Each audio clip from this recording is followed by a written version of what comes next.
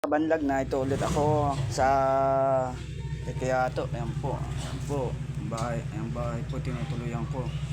Po simula taas po yan. Ayan po. At kabanlag at yun na lang. At magandang pagpala po sa inyong lahat.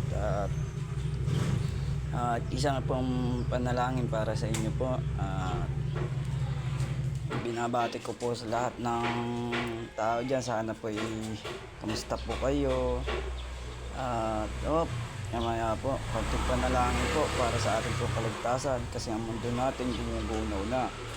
Dumadating na yung mga bagyo, dumadating na yung mga kailangan natin ng tulong. Huwag lang bibitaw sa Diyos lang po. Yun na lang po at isang prayer lang po. Ama, salamat po sa araw-araw pagkain. Ama, salamat po sa araw-araw ng biyaya at kaligtasan sa araw-araw binibigay niyo po. Ama, sana po ikaw lang gabay sa amin at ikaw lang po sana bahala sa mga nilulubugan at sana po iligtas niyo din po yun at bigyan niyo po marami ulit ng biyaya sa araw-araw at yun na lang po. God bless para sa inyo po lahat at pagbati po sa inyo at yun na lang po. Maraming salamat.